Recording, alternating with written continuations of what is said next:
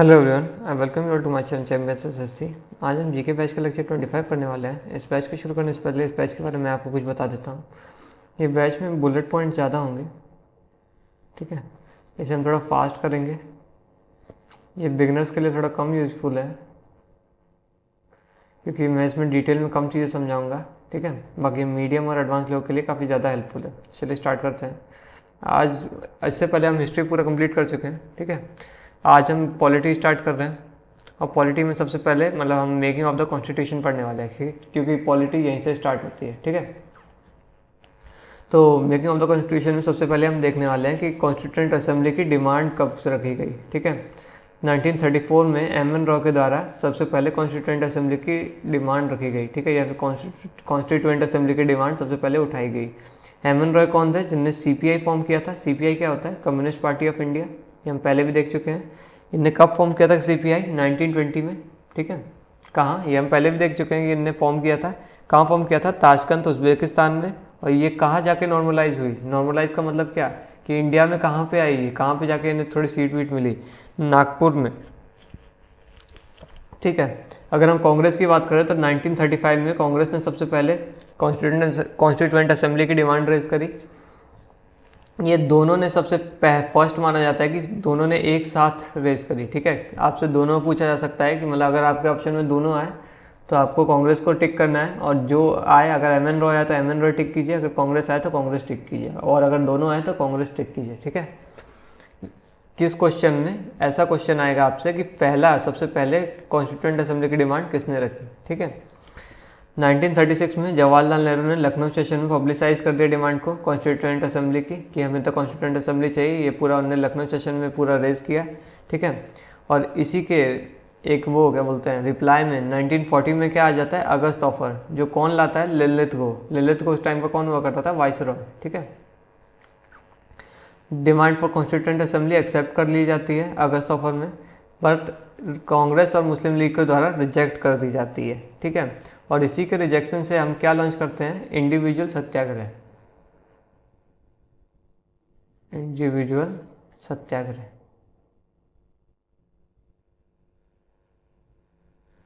Individual सत्याग्रह में क्या होता है? एक सिंगल पर्सन सत्याग्रह करता है, ठीक है। और इसके इंडिविजुअल सत्याग्रह में सबसे पहले कौन होते थे? फर्स्ट कौन होता था? सबसे फर्स्ट सत्याग्रही कौन था इंडिविजुअल सत्याग्रह का? आचार्य विनोबा भावे,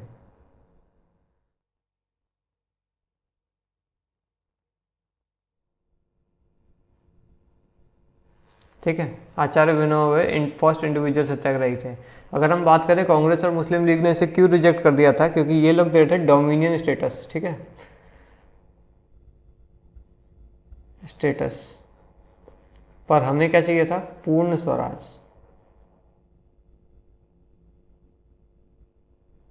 ठीक है। हमें पूर्ण स्वराज चाहिए था और ये डोमिनियन स्टेटस देते हैं हमें, मतलब इन द सेंस कांग्रेस को, ठीक है। कांग्रेस को चाहिए था पूर्ण स्वराज, पर ये देते डोमिनियन स्टेटस। डोमिनियन स्टेटस का क्या मतलब? ब्रिटिश के फ्यूडिशरीज रहेंगे, मतलब रूल पूरा इंटरनली यही करेंगे, बस उसे पैसा ये देंगे ब्रिटिश को, और ब्रिटेन ही इनके सारे डिसीजन मेन लेगा, ठीक है। इसके बाद एक और आता है ऐसे ही मिशन, कौन सा आता है? क्रिप्स मिशन, ठीक है। हम देख चुके हैं सब पहले ही। इसके बाद क्रिप्स मिशन आता है, जो कि सेम रीज़न के लिए रिजेक्ट कर दिया जाता है, क्योंकि ये भी फिर से हमें डोमिनियन स्टेटस वो देते हैं। स्टैंडफोर्ड क्रिप्स इसे लेके आता है क्रिप्स मिशन को। ये फिर से हमें डोमिनियन स्टेटस देते हैं और हम फिर से रिजेक्ट कर देते हैं, और इसके ही अगेंस्ट हम क्या चालू करते हैं? हमारे यहाँ पे क्या चालू होता है? क्विट इंडिया मूवमेंट,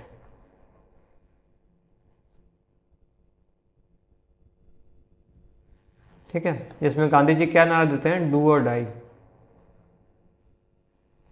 करो या मरो।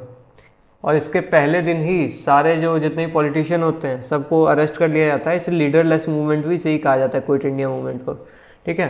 क्रिप्स मिशन आता कब है? ये पूछा जाता है, तो ये आता है 1942 में, ठीक है, याद रखना है हमें। उसके बाद आता है कैबिनेट मिशन प्लान, क्योंकि ब्रिटेन एक्सेप्ट कर लिया था, ठीक है। अब कैबिनेट मिशन प्लान किसके द्वारा लाया जाता है? ब्रिटेन के द्वारा। ब्रिटेन का जो वो होता है प्राइम मिनिस्टर, उसके द्वारा लाया जाता है। कब? 1945 में। और ये इंडिया में कब अराइव होता है? 1946 में। लाया क्या जाता है मतलब 1945 में ब्रिटेन एक्सेप्ट कर लेता है कि वो अब हमें पूर्ण स्वराज देगा, ठीक है। और ये इंडिया में कब अराइव होता है कैबिनेट मिशन प्लान 1946 में। ये टोटल 3 मेंबर की बॉडी होती है, ठीक है। और ब्रिटेन के पीएम उस टाइम पे कौन हुआ करते थे? क्लेमेंट एटली, स्टैनफोर्ड क्रिप्स, एवी अलेक्जेंडर और पैथिक लॉरेंस। ये 3 मेंबर कमेटी होती है जो कि कैबिनेट मिशन प्लान के नाम से इंडिया में आती है। इसके प्रोविजन क्या हुआ करते थे? ये टोटल इंडिया को 389 सीट्स में डिवाइड करती है, जिसमें से 296 ब्रिटिश इंडिया के प्रोविंसेस रहते हैं, मतलब पूरा वैसे ब्रिटिश के कंट्रोल में ही था, पर 93 प्रिंसली स्टेट रहते हैं। 93 सीट्स पे नॉमिनेट किया जाता था जितने भी वो थे मेंबर्स कॉन्स्टिट्यूएंट असेंबली में, जो कि प्रिंसली स्टेट के हुआ करते थे या फिर प्रोविंसेस के हुआ करते थे, ठीक है। बाकी 296 के लोगों को इलेक्ट किया जाता था जो कि ब्रिटिश इंडिया से थे, जो कि बाद में इंडिया को मिलने वाला था। उनमें से 292 गवर्नर्स प्रोविंस हुआ करते थे और 4 चीफ कमिश्नर प्रोविंसेस हुआ करते थे, ठीक है। उसमें से 11 को अलग से रख दिया जाता था, क्यों? क्योंकि उसमें अलग से इलेक्शन होता था और बाकी जितने भी थे सबको इनडायरेक्टली इलेक्ट कर लिया जाता था। इनडायरेक्टली इलेक्शन का क्या मतलब होता है? जैसे कि आज भी आपने सुना होगा कि हम लोग लोकसभा के लिए वोट देते हैं, ठीक है। जैसे अभी हुआ था मोदी जी वाला वोट, जिसने भी दिया होगा वोट उसे पता होगा, मतलब वैसे तो सभी को पता होगा कि जो लोकसभा के वोट देते हैं वही आगे चल के राज्यसभा के मेंबर चूज़ करते हैं, ठीक है। ये अभी हम आगे पढ़ेंगे इसी में पॉलिटी में। तो अभी आप रफली मतलब इतना सा याद जान लीजिए कि डायरेक्टली इलेक्ट नहीं हुए। जैसे हमने लोकसभा वालों को इलेक्ट किया, लोकसभा वालों ने राज्यसभा को इलेक्ट किया। ये मतलब इलेक्ट तो हमारे द्वारा ही हुए पर इनडायरेक्टली इलेक्ट हुए, ठीक है। हमने जो चूज़ किया उसने इसे चूज़ किया, तो तीसरी बार इससे चूज़ किया गया, ठीक है। सोसाइटी को 3 कम्युनिटीज़ में डिवाइड कर दिया गया था, मुस्लिम, सिख और जनरल। मुस्लिम एक सेपरेट हुआ करते थे, सिख एक सेपरेट हुआ करते थे, और जनरल में कौन कौन आया करते थे? सारे हिंदू, सिख्स, क्रिश्चियन सारे, ठीक है। और सीट का एलोकेशन कितने कितने पे हुआ करता था? 10 लाख पे एक सीट दी जाती थी। 10 लाख पे एक सीट का मतलब क्या कि 10 लाख लोग जो होते थे उस पर एक सीट एलोकेट की जाती थी, ठीक है। और ऐसे 296 सीट बनाई गई थी, ठीक है। टोटल जो सीट कितनी थी ये आपको लिखा है यहाँ पे 389 थी, ये आपको याद रखना है। और ये बाइफर्केशन कभी नहीं भूलना है, ठीक है, कि 296 इलेक्टेड वाली थी और 93 नॉमिनेटेड थी। ये आपसे बहुत बार पूछा जा सकता है। अब इलेक्शन की बात करें तो जुलाई अगस्त 1947 में इलेक्शन होते हैं, जिसका रिजल्ट क्या आता है? मेजॉरिटी में रहती है इंडियन नेशनल कांग्रेस जो 208 सीट जीतती है, मुस्लिम लीग 73 सीट जीतती है, इंडिपेंडेंट 15 लोग सीट जीत लेते हैं, ठीक है। अब उसके बाद क्या होता है? पहले हुआ क्या, कैबिनेट मिशन प्लान को जिन्ना वो कर रहा था, प्रमोट कर रहा था, उसे अच्छा लग रहा था। क्यों? क्योंकि इसमें ग्रुपिंग ऑफ प्रोविंसेस वाला ऑप्शन था कि प्रोविंसेस को ग्रुप कर लेंगे। तो जिन्ना ने सोचा कि प्रोविंसेस ग्रुप हो जाएंगे तो मैं इंडिया में, जैसे ये इंडिया है अपना, ठीक है, तो इधर से एक पाकिस्तान निकाल लूँ, एक इधर से पाकिस्तान निकाल लूँगा प्रोविंसेस को ग्रुप करके। बाद में क्या बोला नेहरू जी ने, ठीक है, जवाहरलाल नेहरू जी ने, उनने कहा कि ग्रुपिंग ऑफ प्रोविंसेस तो होगा पर लोगों से रेफरेंडम कराया जाएगा कि उन्हें पसंद है कि नहीं, वो इंडिया में रहना चाहते हैं या फिर अपना सेपरेट बनाना चाहते हैं। तो ये जिन्ना को बुरा लग गया क्योंकि उसे पता था कि कोई भी उसके मतलब इंडिया से अलग नहीं होना चाहेगा। तो उसने वो क्या करता है आगे चल के, मुस्लिम लीग एक तो इसे मतलब इलेक्शन को बॉयकॉट कर देता है और दूसरा वो क्या करता है डायरेक्ट एक्शन डे चालू कर देता है। ये हम पहले भी देख चुके हैं डायरेक्ट एक्शन डे क्या है। वो कह देता है कि मतलब अब हमें पार्टीशन चाहिए, ठीक है, बंटवारा चाहिए। उसके लिए बाद में माउंटबेटन प्लान आता है क्योंकि वो हद ही कर देता है लोगों को, मतलब काटने पीटने में बॉर्डर में। जैसे इंडिया देखा हमने, देखा इस जगह पे पाकिस्तान एग्जिस्ट हो जाता है और इस मतलब इस जगह पे बनता है ईस्ट पाकिस्तान और इस जगह बनता है वेस्ट पाकिस्तान। कैसे बनता है? क्योंकि वो बॉर्डर पे इतनी मारकाट मचाते हैं कि हद ही कर देते हैं, ठीक है। तो उसके लिए माउंटबेटन प्लान आता है,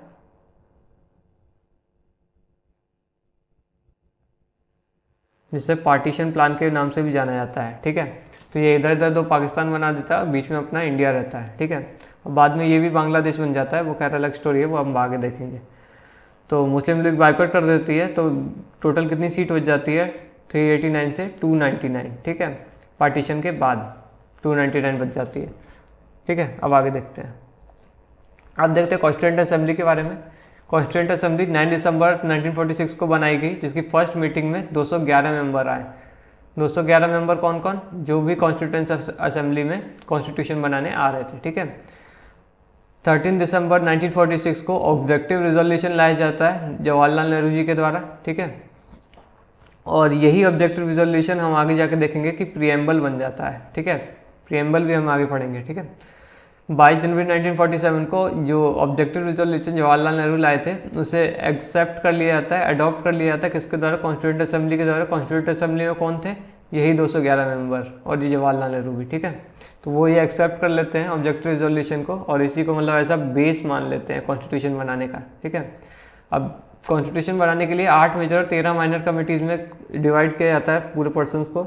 इसमें कमिटीज़ की बात कर रहे हैं, कमिटी में अगर हम मेजर कमिटीज़ की बात करें तो यूनियन और जितने भी कमिटीज़ के आगे यूनियन और स्टेट लिखा हो, ठीक है, स्टेट, ये दोनों कमेटी जवाहरलाल नेहरू हेड करते थे या फिर चेयर करते थे। इन दोनों कमेटी के चेयरपर्सन या फिर हेड जवाहरलाल नेहरू थे। ठीक है, बाकी जो कमेटी जो उन्हें हम एक बार देख लेते हैं। रूल्स ऑफ प्रोसीजर कमेटी के हेड कौन थे? Doctor Rajendra Prasad. Provincial constitution committee के हेड कौन थे? सरदार पटेल। स्टीयरिंग कमेटी के हेड कौन थे? Doctor Rajendra Prasad. Drafting committee के हेड कौन थे? Doctor B R Ambedkar. ठीक है, ये तो सबको पता है कि बी आर अम्बेडकर सब कहते हैं कॉन्स्टिट्यूशन इन्हीं ने बनाया, तो ये ड्राफ्टिंग कमेटी के हेड थे। ड्राफ्ट करने का क्या मतलब होता है? एक अलाइन करते थे, मतलब ये मतलब मेन इनका काम था बनाने का कॉन्स्टिट्यूशन का। ठीक है, आप रफली यही जान लीजिए। सरदार पटेल ने किसे हेड किया था? Advisory committee on fundamental right को और minorities and tribal and excluded area committee को। ठीक है, तो ये सरदार पटेल ने हेड किया था। यूनियन कॉन्स्टिट्यूशन कमेटी किसने हेड की थी? जवाहरलाल नेहरू ने। और स्टेट कमेटी किसने हेड की थी? जवाहरलाल नेहरू ने। ठीक है, तो ये यूनियन स्टेट्स हमें याद रखना है, जवाहरलाल नेहरू। अब हम माइनर कमिटीज़ पे आते हैं। कमेटी से आपको क्या याद आना चाहिए कि अभी एक और कमेटी बनाई गई थी, किस चीज़ के लिए? वन नेशन वन इलेक्शन के लिए। ठीक है, जिसका अब वो आ चुका है रिजल्ट, और उसे इसमें क्या बोलते हैं, इस one nation one election committee का 1 पर्सन कमेटी थी। और इसे हेड कौन कर रहा था? इसे मतलब इसके किसके डायरेक्शन पे ये कमेटी को बनाया गया था? किसे बनाया, मतलब इस कमेटी का हेड किसे बनाया गया था? जो हमारे प्रीवियस प्रेसिडेंट थे, रामनाथ कोविंद को।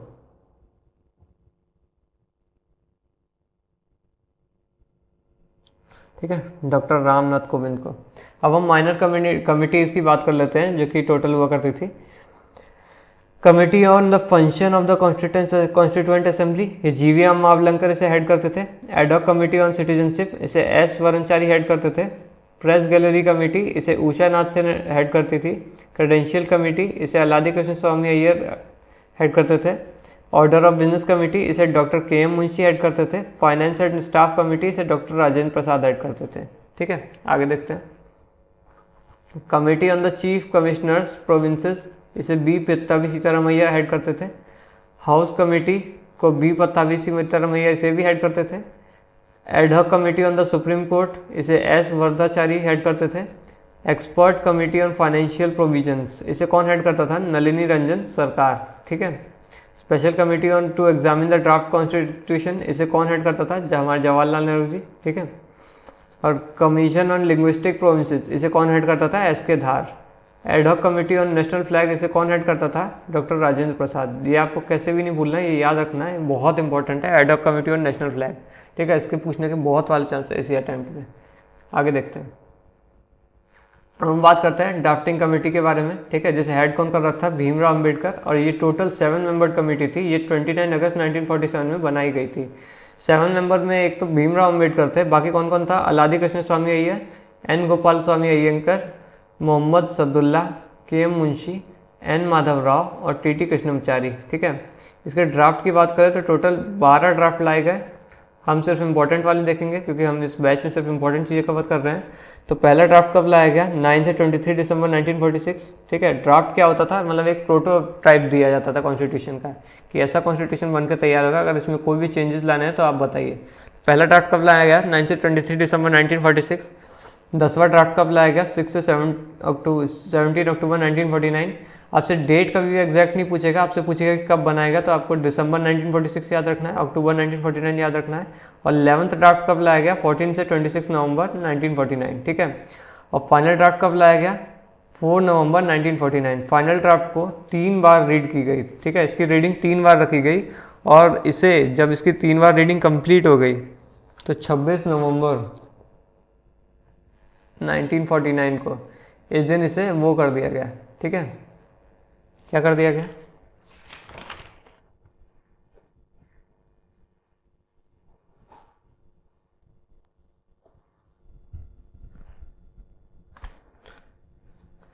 छब्बीस नवंबर 1949 को इसे अडॉप्ट कर लिया गया। ठीक है, इसी में जब इसे अडॉप्ट किया गया तो इसमें 284 जो मेंबर थे इन सब ने मिलकर इस पर साइन किया कॉन्स्टिट्यूशन पे, जिसमें से 284 में से 15 फीमेल थी, ये आपको याद रखना है, ठीक है। फीमेल का आजकल बहुत चल रहा है क्रेज़, तो 284 में 15 फीमेल थी, ये आपको याद रखना है। तो 4 नवंबर 1949 को हमारे कॉन्स्टिट्यूशन का फाइनल ड्राफ्ट हुआ, जिसे 3 बार रीडिंग करके अप्रूव कर दिया गया, जो कि 26 नवंबर 1949 को अडॉप्ट कर लिया गया, जिसमें 284 मेंबर्स ने साइन किया, जिसमें से 15 फीमेल हुआ करती थी, ठीक है। और 26 नवंबर 1949 को ये हम कॉन्स्टिट्यूशन डे मनाते हैं, कॉन्स्टिट्यूशन डे, ठीक है, संविधान दिवस। और आपको संविधान से क्या याद करना है, हमारी जो ओल्ड पार्लियामेंट की बिल्डिंग थी,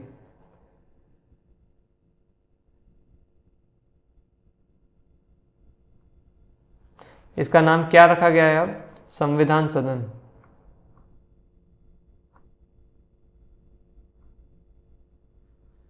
ठीक है। इसका नाम संविधान सदन रखा गया है, ये याद रखना है, पूछा जा सकता है, ठीक है। फाइनल ड्राफ्ट किसके द्वारा लाया गया था, बी आर अम्बेडकर के द्वारा, कहाँ, बंगाल कॉन्स्टिट्यूंसी से। अब आगे देखते हैं। अब हम बात करते हैं कॉन्स्टिट्यूशन की, तो ये कंप्लीट कितने टाइम में हुआ, 2 साल 11 महीने 17 दिन में, ये कहीं कहीं 18 दिन में मिलेगा, तो आपको जो मिले वो मार्क करना, 17 या 18, ठीक है, दोनों नहीं आएगा। अब कॉन्स्टिट्यूशन तो बन गया था, पर इसे इन्फोर्स कब किया गया, मतलब फुल्ली कब इन्फोर्स किया गया, 26 जनवरी 1950 को। ये आपको याद करना है कि 26 जनवरी हमने पहले भी कहीं सुना है, कहाँ सुना है, 1929 के लाहौर सेशन में, ठीक है। 1929 में जो लाहौर में सेशन हुआ था कांग्रेस का, उस टाइम पे कांग्रेस ने कहा था कि हम 26 जनवरी 1930 को हम अपनी आज़ादी मनाएंगे, इंडिपेंडेंस डे मनाएंगे, तब से इनने याद रख रखा था, ठीक है।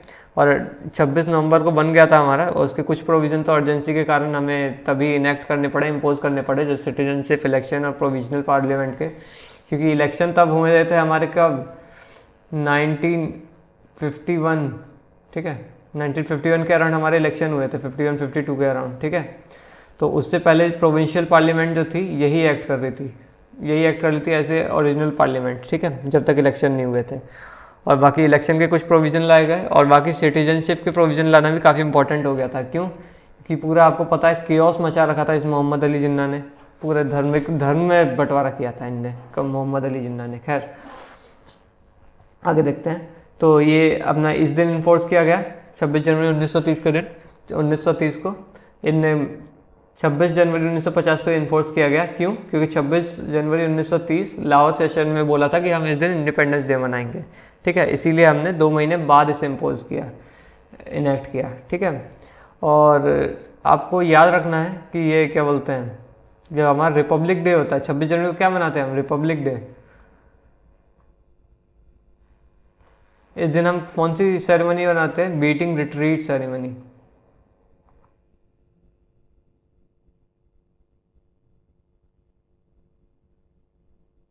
ठीक है। ये हमें याद रखना है, हमसे पूछा जाता है कभी, ठीक है। और इसी दिन हमारा फ्लैग को अनफर्ल किया जाता है, अनफर्ल किया जाता है इसी दिन हमारे 26 जनवरी को, ठीक है। हमारे कॉन्स्टिट्यूशन का सिंबल क्या है, एलिफेंट। क्यों है ये सिंबल, क्योंकि हमारा जो कॉन्स्टिट्यूशन है वो, अरे हॉर्स क्यों लिखा है, हमारा जो कॉन्स्टिट्यूशन है वो वर्ल्ड का सबसे लार्जेस्ट रिटर्न कॉन्स्टिट्यूशन है, ठीक है।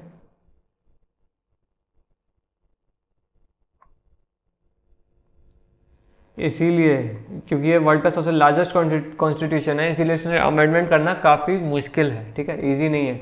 जैसे रिटर्न कॉन्स्टिट्यूशन क्या है, ये अभी हम आगे वैसे पढ़ेंगे, डिटेल में पढ़ता तो मैं और डिटेल से बताता है कि जैसे ब्रिटेन है, ठीक है, ब्रिटेन जिसने हमें कॉलोनी बनाई थी, उनका रिटर्न कॉन्स्टिट्यूशन नहीं है, ठीक है।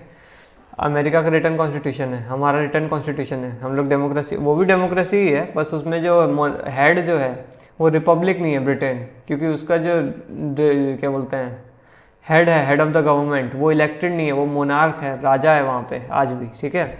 आज कभी कौन सा शायद कोई चार्ल्स है, किंग चार्ल्स है इस टाइम पे, ठीक है।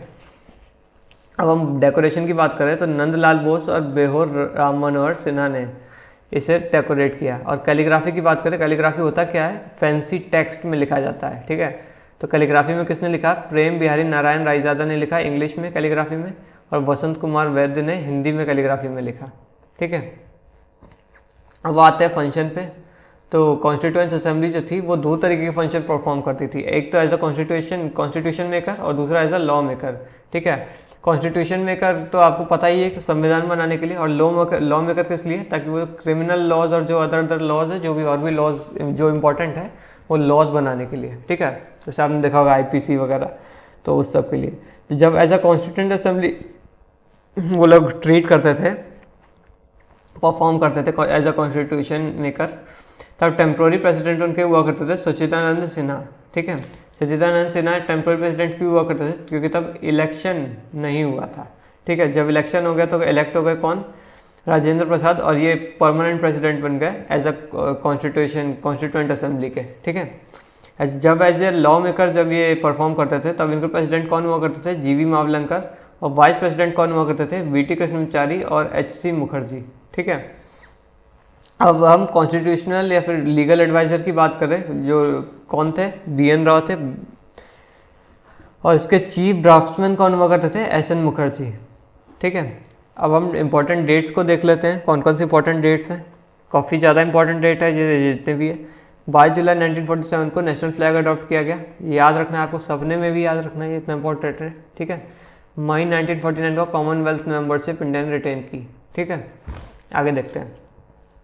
24 जनवरी 1950 को बहुत सारी चीज़ें हुई, और ये तो काफ़ी ज़्यादा, सबसे ज़्यादा इंपॉर्टेंट कुछ है तो यही है। ठीक है, इस दिन 24 जनवरी 1950 को हमारा नेशनल एंथम अडॉप्ट किया गया, जन गण मन, जो कि किसने लिखा था? रविन्द्रनाथ टैगोर ने लिखा था। इसी दिन हमने अपना नेशनल सॉन्ग अडॉप्ट किया, वंदे मातरम। कुछ लोग आज ऐसे भी एग्जिस्ट करते हैं जो कि नेशनल एंथम बोलो तो वंदे मातरम बोल देते हैं, और नेशनल सॉन्ग बोलो जन गण मन बोल देते हैं, पता नहीं क्या है वो। खैर, नेशनल सॉन्ग अडॉप्ट किया गया। ठीक है, किस दिन? 24 जनवरी 1950 को, और ये किसने बनाया था? बंकिम चंद्र चटर्जी ने। ठीक है, और 24 जनवरी 1950 को ही 284 पीपल ने साइन किया था कॉन्स्टिट्यूशन को, और राजेंद्र प्रसाद जो है हमारे, वो फर्स्ट प्रेसिडेंट इलेक्ट हुए थे 24 जनवरी 1950 को। ठीक है, लास्ट सिटिंग इसी दिन हुई थी, और 284 मेंबर मैं बता चुका हूँ साइन किए थे, जिसमें से 15 फीमेल थी। ठीक है, कहाँ साइन किया था? कॉन्स्टिट्यूशन पे साइन किया था, एक एक करके, मतलब एग्जैक्टली 284 मेंबर जितने भी थे सबकी मतलब मेहनत थी इतने टाइम की, तो उनने पूरा साइन किया था। खैर, अब आपको अगर इसका आज की लेक्चर में बस इतना ही। अगर आपको इसका PDF चाहिए तो मैं कमेंट में लिंक पिन कर दूंगा। ठीक है, या फिर डिस्क्रिप्शन में पिन कर दूंगा। तब तक के लिए आप टेलीग्राम चैनल को ज्वाइन कर सकते हैं चैंपियंस SSC के, और कोई भी क्वेरी आती है तो आप कमेंट में पूछ सकते हैं। तब तक के लिए थैंक्स फॉर वॉचिंग। लाइक कर सकते हैं वीडियो को अच्छा लगा तो, शेयर कर सकते हैं अपने फ्रेंड्स के साथ, सब्सक्राइब कर सकते हैं अगर आपको वीडियो थोड़ी सी भी हेल्पफुल लगी हो तो, और जो काफ़ी ज़्यादा अप्रिशिएबल होगा और हेल्पफुल होगा। तब तक के लिए थैंक यू।